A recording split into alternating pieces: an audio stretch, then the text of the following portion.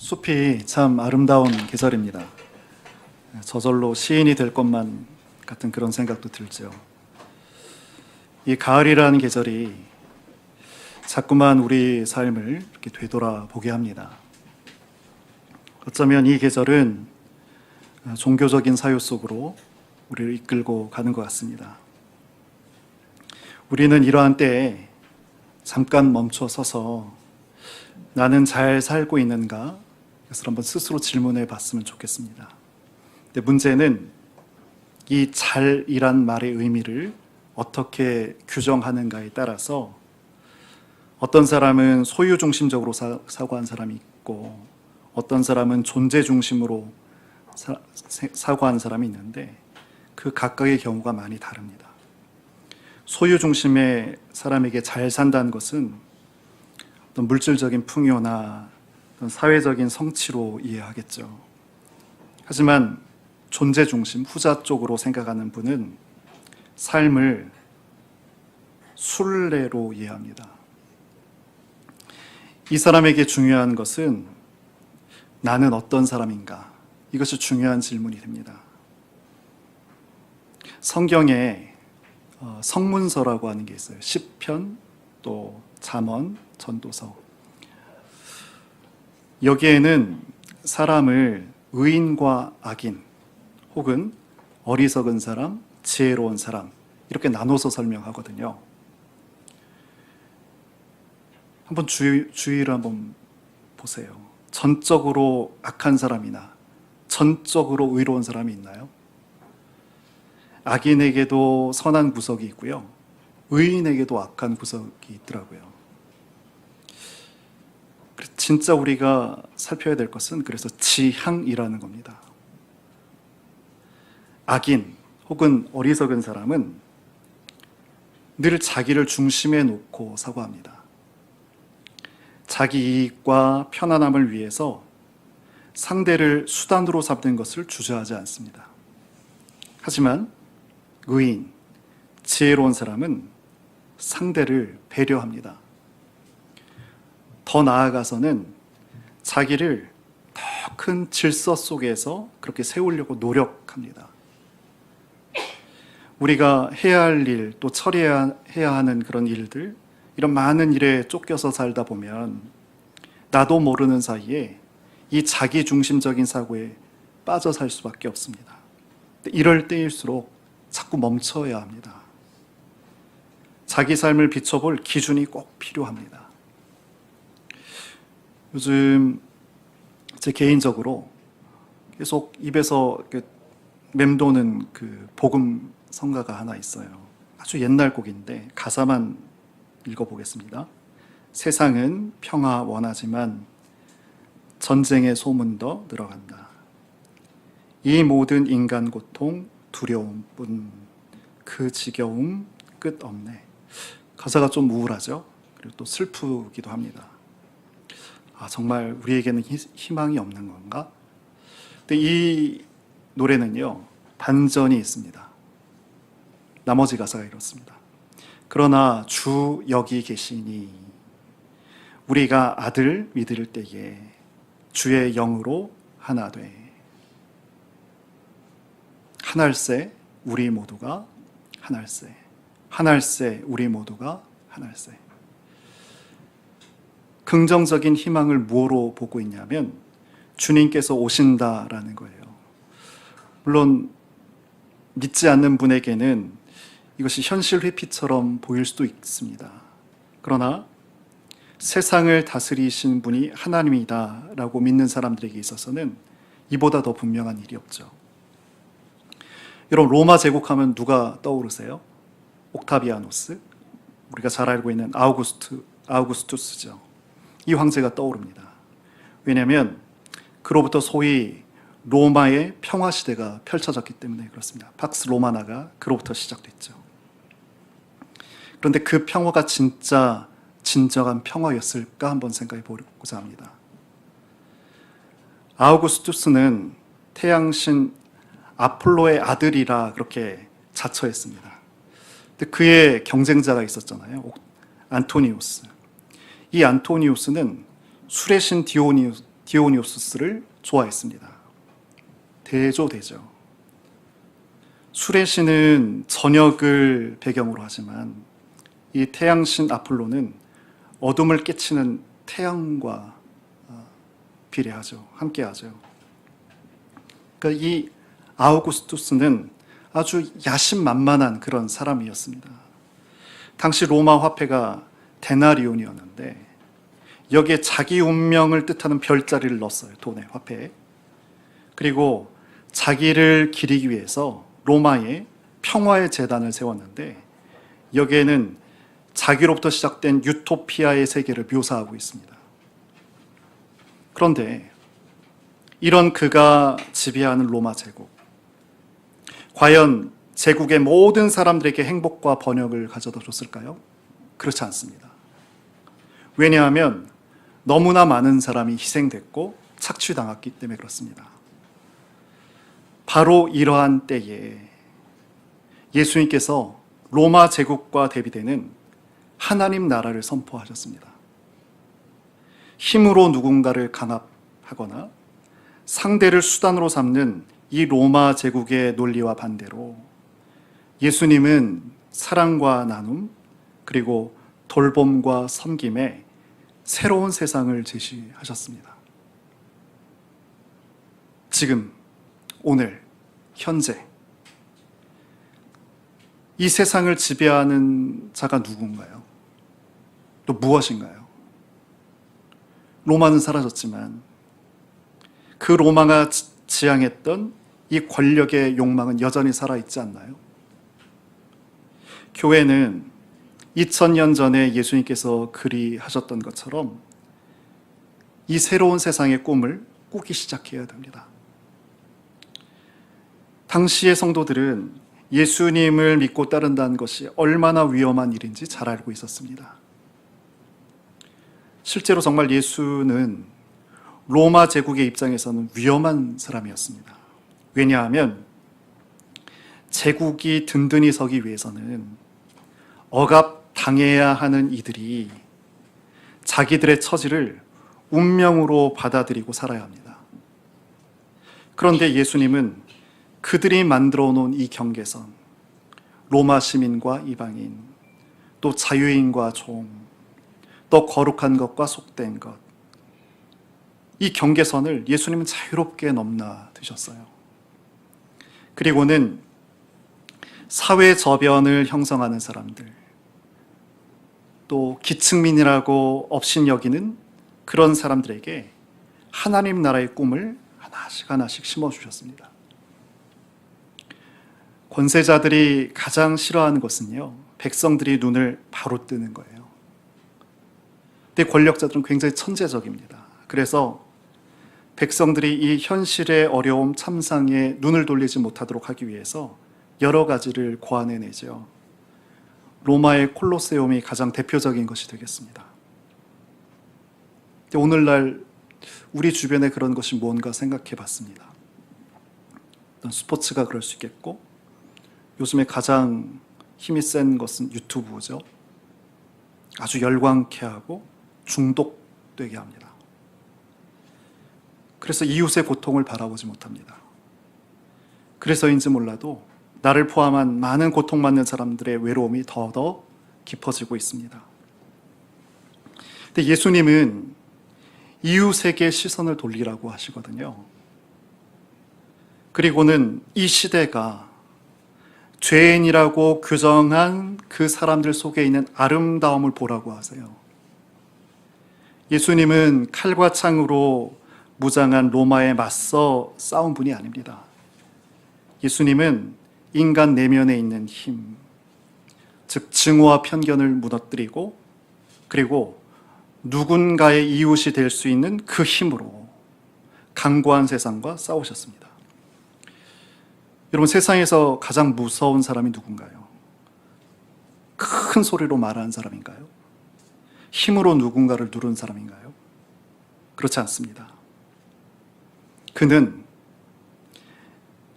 세상의 힘 앞에서도 엎드려지지 않는 사람입니다. 이 사람은 소수의 사람만 행복하고 다수의 사람은 불행으로 밀어넣는 이 세상의 허구성을 통찰하고 일깨우는 그런 사람입니다. 그래서 이 길이 어렵습니다. 그래서 바울은 성도들에게 기도해 달라고 그렇게 얘기합니다. 여러분, 우리 첫 절 보시면 기도를 계속하고 기도에 감사함으로 깨어 있으라. 기도는요, 우리의 마음은 하나님 마음에 이렇게 있는 거예요. 기도를 통해서 우리는 상황에 따라서 일희일비하기 쉬운데 그렇지 않고, 기도를 통해서 그 영원한 빛 안에서 걸어가는 거죠. 그래서 기도는 내 마음 내킬 때 하는 게 아니고요, 어떤 상황 속에서도 하는 것이 기도입니다. 우리가 기도하지 않게 되면 깨어있는 존재가 되기가 어렵습니다. 기도는 사실은 이미 우리 속에 현존해 계신 하나님께 마음을 기울이면서 그 하나님의 마음과 일치되기를 그렇게 소망하는 것이 기도입니다. 바울이 주의 일을 열심히 했어요. 그러다가 그만 감옥에 갇히게 됐거든요. 그래서 기도를 합니다. 기도를 부탁합니다. 이건 속히 풀려나기를 바래서가 아닙니다. 복음을 전할 수 있는 기회가 열리기를 바라기 때문에 그렇습니다. 그것이 3절과 4절입니다. 오늘 어떤 말씀을 나눌까 하다가 그리스도의 비밀 말하기 혹은 전하기라는 제목으로 이렇게 우리 함께 하고 있는데요. 그리스도의 비밀이 뭘까요? 이런 같은 골로새서 2장을 한번 보시면 10절에 골로새서 2장 10절입니다. 너희도 그 안에서 충만하여졌으니 그는 모든 통치자의 권세의 머리라. 그는 그리스도죠. 너희도 그리스도 안에서 충만하여졌는데 그 그리스도는 모든 통치와 권세의 머리시다. 그리스도의 비밀이라는 것은요, 이렇습니다. 모든 힘의 힘 가운데 머리라는 사실입니다. 그래서 같은 2장 14절을 보시면 우리를 거스르고 불리하게 하는 법조문으로 쓴 증서를 지우시고 제하여 버리사 십자가에 못 박으시고. 우리는 유영무영의 모든 빛 가운데 신음하면서 살거든요. 그것을 지워버리세요. 모든 권세 위에 머리에 계신 분이 주이시기 때문에 그것을 다 십자가에 못 박으셨다고 해요. 그리고 15절에 통치자들과 권세자들을 무력화하여 드러내서 구경거리로 삼으시고 십자가로 그들을 이기셨다. 통치자들의, 권세자들의, 힘 있는 자들의 무장을 다 해체하시고 그들을 구경거리로 삼아서 그리스도의 개선 행진을 하신다, 이렇게 말씀하죠. 그러니까 이 그리스도의 비밀을 나의 것으로 이렇게 맞이하고 받아낸 사람들은 더 이상 세상의 끄는 힘, 강력하게 끄는 이 중력, 인력, 이런 것에 속절없이 끌려다니지 않게 됩니다. 그럼 여기 있는 오늘날 우리는 어떤가요? 예수님은 그 존재 자체로 세상을 지배하는 사람들의 그 민낯을 드러내셨어요. 예수님의 십자가의 피로 평화를 이루어내셨고 소원했던 우리 모든 사람들과 다 화해를 하셨습니다. 근데 오늘 우리의 믿음은 어느 방향을 향해 있나요? 겨우 내 삶의 안전을 확보하기 위한 어떤 방편으로 이 믿음을 이해하고 있는 것은 아닌가? 만일 잘 믿어서 복받고 편안하게 사는 것이 믿음의 목표라면 그것은 신앙에 대해서 잘못 이해하고 있는 거예요. 예수님께서 십자가에 죽으신 이 일이 겨우 우리의 편안한 삶을 위해서였을까요?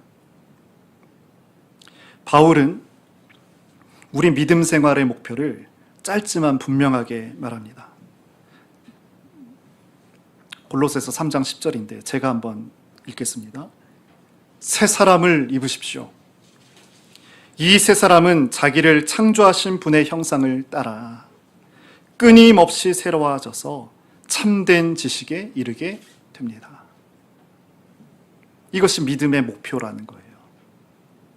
하나님의 이미지, 형상, 모습을 향해서 끊임없이 새로워지는 것이 믿음의 과제이고 목표라는 거예요. 어제의 나와 오늘의 나가 다른 거죠. 어제보다 오늘 조금 더 남을 배려하고 따뜻하게 대하고 상대에게 생명의 기운을 북돋기 위해서 자신을 더 낮출 수 있는 거죠. 우리가 먼 곳에까지 나가서 하지 못하더라도 우리가 늘 일상에서 만나는 내 주위에 있는 분들 있잖아요. 그분들에게 하늘의 고요함과 온기, 따뜻함을 전하기 위해서 애쓰는 거예요. 그러면 어느새 우리는 하나님을 닮은 사람이 되는 거죠. 그래서 교회는 두 가지 모습이 필요합니다. 그 하나는 지금 이렇게 모이는 교회입니다. 신자가 한데 모여서 하나님을 찬미하고 또 이렇게 말씀을 경청하고 또 예배가 마치면 또 삶의 경험을 나누는 거예요. 그래서 이 모이기를 힘쓰지 않게 되면 신앙은 퇴보하게 됩니다. 근데 교회는 이 모습만 있지 않습니다. 또 다른 모습도 있어요. 그것은 바로 흩어지는 교회입니다. 성도는 이렇게 교회에서 경험하게 된 이 삶의 충만함을 가지고 내 가정으로, 나의 일터로, 나의 관계로 돌아가는 거죠. 거기서 이 사랑을 전하는 통로가 되는 겁니다. 그러니까 일상은 어떤 면에서 우리 신앙의 진실함을 증명하는 유일한 자리가 되죠. 그런데 한번 보세요. 우리가 만나는 사람들 중에는 우리와 다른 종교를 갖고 있는 분도 있고 또 다른 가치관을 갖고 있는 사람도 있습니다. 그런데 우리가 나와 다르다고 해서 그 상대를 배관시하거나 미워하게 된다면 하나님의 나라는 흔적 없이 쓰러져 버리고 맙니다. 본문으로 오셔서 4장 6절을 한번 보시면 그래서 이런 말씀을 합니다. 골로새서 4장 6절 너의 말을 항상 은혜 가운데서 소금으로 맛을 냄과 같이 하라. 그리하면 각 사람에게 마땅히 대답할 것을 알리라. 말은 사람을 세워요. 그런데 무너뜨리기도 합니다. 말이 굉장히 힘이 셉니다. 작은 말로 큰 빚을 갚기도 하고요. 말로요, 상대에게 씻을 수 없는 큰 상처를 주기도 합니다. 우리 여기 있는 우리 모두 한 분 한 분 누군가의 말 때문에 속 끓여본 경험 다 한 번 이상씩 갖고 계시잖아요. 우리가 사는 세상이 이렇게 힘겨워진 것은 어쩌면 말을 다루는 사람들의 책임이 큽니다. 그리스도인의 말은 예수님의 말을 닮아야 됩니다. 우리 예수님께서 이런 말을 하셨어요. 내 죄가 용서받았다. 너는 오늘 나와 낙원에 이를 것이다. 나도 너를 정죄하지 않는다. 이런 말이 살리는 말이거든요. 북돋는 말이고요. 이 말을 우리가 연습하고 또 실제로 우리 입 밖으로 표현해낼 때 우리는 그리스도의 비밀을 어느덧 말할 수 있는 그런 사람이 됩니다. 악한 세대잖아요. 그럴수록 이 그리스도의 비밀을 마음에 깊이 새겨야 됩니다. 그래야 세상이 아무리 지금 굉장히 요동하고 있죠. 아무리 이렇게 흔들려도 흔들리지 않는 마음의 기둥이 생기는 거예요. 이 말을 조금 더 깊이 이 시대와 함께 생각해 보려고 합니다. 말을 많이 다룬 것, 아까 우리 시편, 잠언, 이 시가서라고 했는데 잠언의 잠자가요, 침잠의 말씀원이에요. 잠언. 그러니까 잠언은 무감각을 깨우고 느슨해진 우리 마음을 경계하는 그런 목적을 갖고 있거든요. 그런데 이 잠언에도 중심이 있습니다. 그것은 여호와를 경외하는 것이 지식의 근본이라는 거예요. 여호와를 경외, 그러니까 스피어링이라고 하는 하나님을 두려워하는 것인데, 제주도 가보면 어디에서도 다 한라산이 보이잖아요. 그런 것처럼 여호와를 경외한다는 것은 어떤 거냐면 나보다 큰 세계가 있다는 것을 인정하는 거예요. 이것이 여호와 경외입니다. 잠언 12장 10절에 의인은 집짐승의 생명도 돌보아 주지만 악인은 자비를 베푼다고 하여도 잔인하다. 의인은 어떤 사람이라고요? 생명 중심적인 사고를 하는 사람입니다. 생명 중심, 생명 경외는 어떤 말인가요? 세상에 있는 모든 생명은 어떤 생명이어도 살기를 원한다는 거예요. 의인은 그래서 그 모든 생명 하나하나를 높게 낮게 보지 않고 그 자체로 목적을 가진 그런 존재로 그렇게 대합니다. 그래서 아끼고 존중하죠. 성도는 하나님께서 이 모든 만물을 지으셨다고 하잖아요. 작든지 크든지. 그러니까 이 고백이, 성도의 고백이 진실하다면 우린 세상의 어떤 것도 그리스도인은 함부로 대하지 못합니다.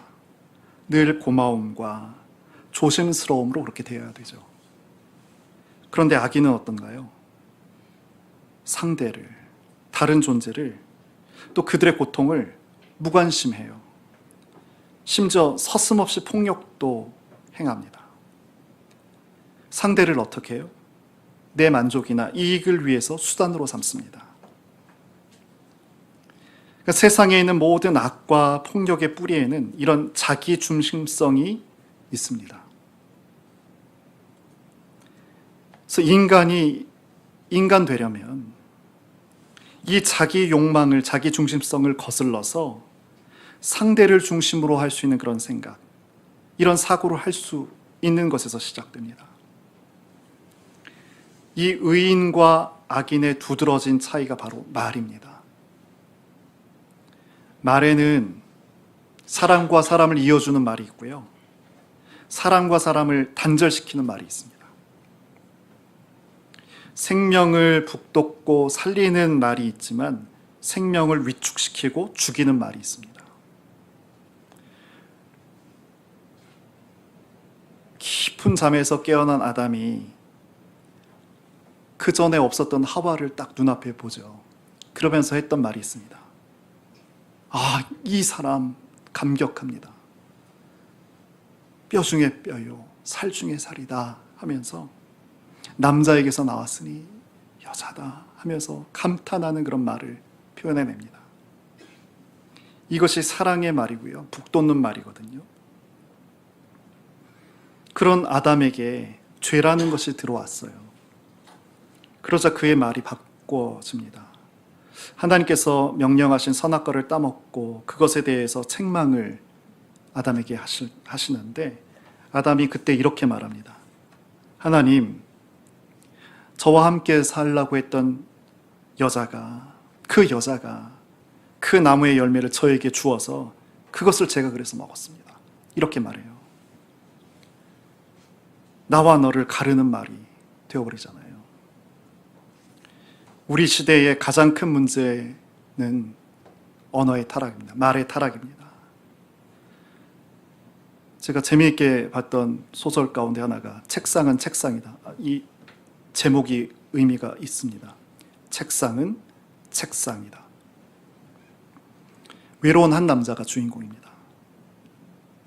가정적이지도 않고 사회적인 책임도 등한시하는 주인공입니다. 무료하잖아요. 그래서 스스로에게 하나 게임을 하기 시작하는데 사물의 이름을 다 바꿔 부르는 거예요. 예를 들면 이렇습니다. 보통은 침대에 일어나서 의자를 끌어당겨 책상 앞에 앉았다. 이게 우리가 알고 있는 거죠. 그런데 이렇게 바꾸는 거예요. 사진에서 일어나서 시계를 끌어당겨 양탄자 앞에 앉았다. 이 일의 주인공은 아주 열중합니다. 그리고 이렇게 만든 자기 세계 가운데서 불편함을 느끼지 않고 사는 거예요. 근데 뭐가 문제가 될까요? 이 사람은 다른 사람들과 더 이상 소통할 수 없게 됩니다. 말이 제 값을 잃고 막 떠들 때 우리는 누가 무슨 말을 해도 믿지 않게 됩니다. 이제는 무엇이 중요하냐면 그 말이 아니고 누가 한 말인가가 중요하게 됩니다. 그가 내 편이면 그 말은 다 옳고 그가 내 편이 아니면 그 말은 그른 말이 됩니다. 이것이 타락한 말이 빚어내는 디스토피아입니다. 유토피아는 아시죠? 가상의 아름다운 신세계죠. 그 반대가 디스토피아입니다. 문제는 이 진실한 말과 거짓된 말을 분별하는 것이 쉽지 않다는 거죠. 욕망이 아주 첨예하게 충돌하는 세상이잖아요. 이런 상황에서는 누구의 말이 옳은지를 가늠하기가 어렵습니다. 그래서 분별력이 필요합니다. 방법이 하나 있습니다. 그 말이 어디에서 출발하는지를 보면 됩니다. 자기 욕심을 채우기 위해서 시작되는 말인지 아니면 모두의 이익을 위해서 나오는 말이 시작된 말인지 그것을 살피는 거예요. 근데 이 분별력을 우리가 발휘하지 못하게 되면 우리는 언어를 지배하는 사람들의 먹잇감이 되고 맙니다. 끝으로 어떤 사람이 어리석은 사람인가를 생각해 보려고 합니다. 어리석은 사람은요, 결코 못 배운 사람이 아닙니다.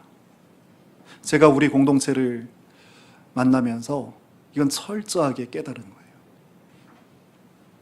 학교를 오래 다니지 않으셨는데 그 한마디 한마디가 너무 지혜로우신 거예요. 세상의 지혜뿐만 아니고요, 하나님에 대한 사랑도 너무너무 선명한 것을 보면서 깜짝 놀랐습니다. 어리석은 사람은 못 배운 사람이 아닙니다. 남에게 배울 생각이 없는 사람입니다. 저는 이분 미루야마 겐지, 일본인 소설가인데 너무너무 정말 수도사처럼 세상을 단절로 글을 써내기 위해서 몰두하는 그 모습을 보면서 굉장히 도전을 받아서 좋게 평가를 하는데, 물의 가족, 이런 유명한 책인데 보신 분도 계실 겁니다. 이 사람이, 이 소설가가 이렇게 단언한 적이 있습니다. 인간으로 살아가기 위해서는 교양을 갖춰야 되는데 좋은 대학에 들어가고 좋은 데 취직하기 위해서 머리에 막 지식을 집어넣잖아요. 근데 이런 것은 교양이 아니라는 거예요. 그러면서 우리가 잘 알고 있는 예를 들어서 설명하는데요. 1923년에 관동 대지진이 벌어졌잖아요. 이때 일본 정부가 일본 대중의 분노를 잠재우기 위해서 조선인을 제물로 휙 던졌단 말이에요. 조선 사람들이 폭동을 일으켜서 쳐들어올 것이다. 또 한 가지는 우물의 독약을 조선인들이 탔다. 이 두 가지 얘기를 던져버렸어요. 말했어요. 그러자 일본 사람들은 조선인 오면 다 죽이겠다 그러고 있고, 심지어 대학에서 가르치고 있는 교수들도 이 맹목적인 이 거짓에 다 동조합니다.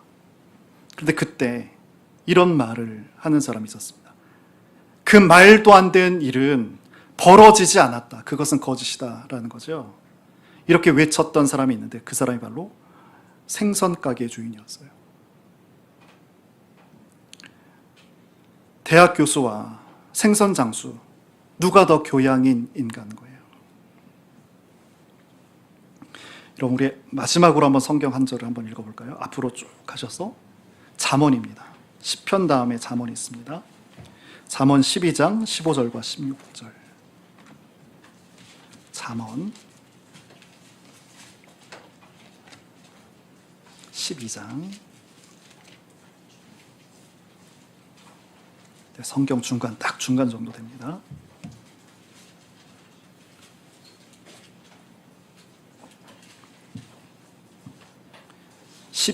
잠언 12장 923페이지 전후가 되겠습니다.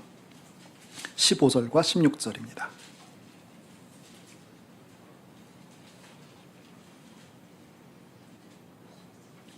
(12장) 15절 그리고 16절입니다.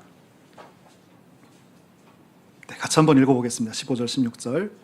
미련한 자는 자기 행위를 바른 줄로 여기나 지혜로운 자는 권고를 듣느니라. 미련한 자는 당장 분노를 나타내거니와 슬기로운 자는 수욕을 참느니라. 어리석은 사람, 지혜로운 사람의 차이가 뭔가요? 타인의 말을 경청하느냐죠. 15절, 16절을 한마디로 요약하면 이렇습니다. 자기 견해를 아주 큰 목소리로, 힘센 목소리로 옳다 하는 사람은 힘도 있는 것 같고 지혜로워 보이기도 하고, 근데 사실은 어리석은 사람이라는 거죠. 미련한 사람은 어떻게 해요? 자기 뜻이 관철되지 않으면 막 화를 내요. 근데 슬기로운 사람은 어떻다고요? 모욕적인 상황 속에서도 오히려 자기를 돌아봅니다. 그러니까 우리에게는 두 갈래 길이 있는 거예요. 하나는 악인의 길이 있고 하나는 의로운 자의 길이 있는 거죠. 의인은 시편 1편입니다. 악인의 꾀를 따르지 않습니다. 그리고 죄인의 길에 서지 않습니다. 그리고 그 오만한 자리에 앉지 않습니다. 그 사람이 의로운 사람이에요. 근데 성경은 그 의로운 사람을 뭐라고 해요? 복 있는 사람이라고 합니다.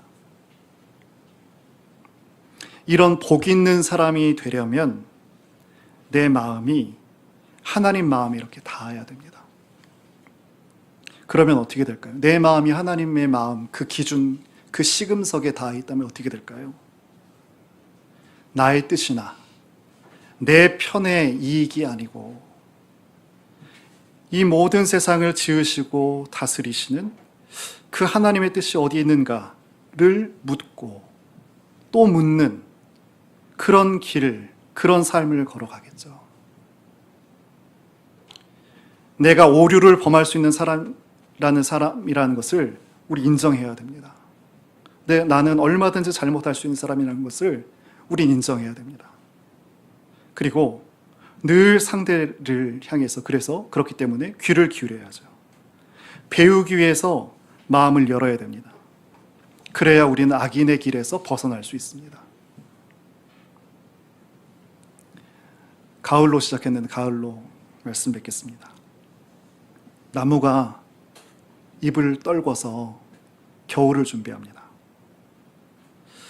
우리 삶의, 각자의 삶에 허세와 헛됨이 이렇게 드리워져 있죠. 이것을 우리도 하나씩 둘씩 이렇게 내려놨으면 좋겠습니다. 그리고 한번 겸손하게 하나님 앞에 서봤으면 좋겠습니다. 그리고 조심스럽게 혹시 나의 말이 세상을 어지럽히고 있는 것은 아닌가?